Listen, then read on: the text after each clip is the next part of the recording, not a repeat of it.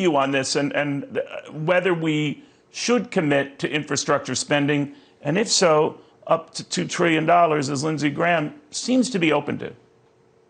Well, I would sure never want to argue with Lindsey Graham. He's one of the most entertaining people I've ever met. He should be called the Johnny Carson of the locker room.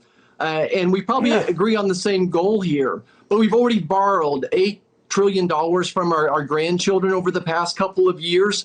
This is pretty scary. This last $2 trillion we just borrowed, I would have loved to spend that on infrastructure. But remember, the bill they're talking about is not an infrastructure bill. The Democrats, they should call this the grab your wallet bill, or this is going to be the raise your taxes bill. You know, my grandma told me that there was 3 things you could count on the Democrats to do: spend your money, raise your taxes, and increase your regulations. So I'm all for infrastructure. We got to figure out how to pay for it. And I just wish we would have prioritized infrastructure over some of these other issues. But the bill they're putting before us, a Trojan horse, and it's going to do all 3 of those things my grandma warned us about.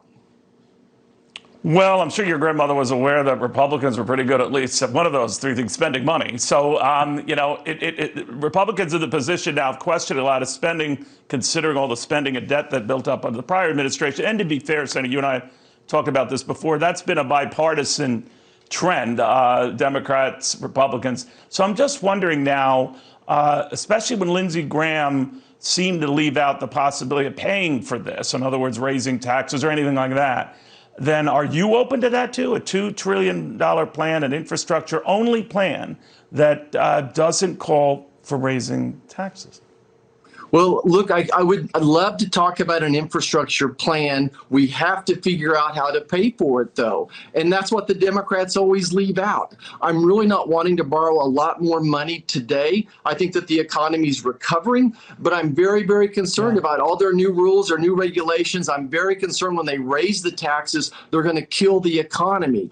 You know, when pre-COVID, we had the greatest economy in my lifetime, and I think that came about because we lowered people's taxes, we lowered regulations, and we lowered energy prices. So back when gasoline was $1.70 a gallon, having some type of a user fee, maybe we would have considered it. But now gasoline's already $3 a gallon, and we haven't seen even the tip of the iceberg here. So it's going to be a challenge how to pay for it.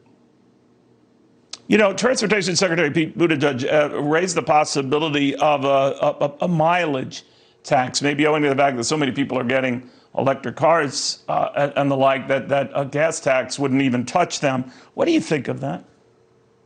Well, like I said, I think it would have been much more palatable when gasoline was $1.70 a gallon, but now it's on its way to 4 gallons. So that's going to be a challenge. At the same time, I know the roads and bridges of Kansas have never been in bigger disarray right now, and that there are huge infrastructure needs. It would have been so good to take the $2 trillion we just borrowed and invested it on infrastructure so the people we were borrowing it from could have used it. So, you know, I'm all ears. I want to listen. But I just think it's challenging times that we've already added so much money to the national debt right now that I'm concerned about even raising taxes more, that could even kill the economy more. Ultimately, if you want strong roads, bridges, high-speed internet, all those things, good schools, a strong military, we need a strong economy. And that should be our focus right now, is getting this economy up and going before we borrow more money from our grandchildren.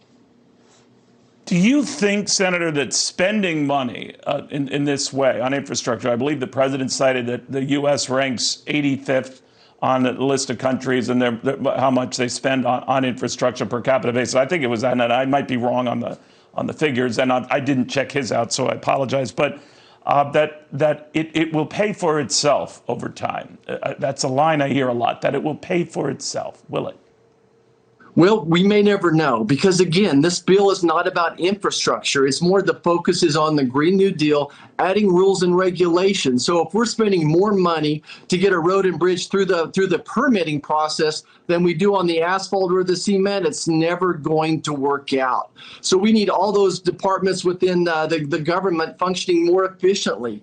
And truly shovel ready means shovel ready, as opposed to going through 10 years of permitting. So I think we need to get our house in order first. the potential is there. And I'd much rather people be building roads and bridges than paying them unemployment checks. But I really see unemployment in Kansas less than 4%. We're predicting a 6% GDP growth for the country.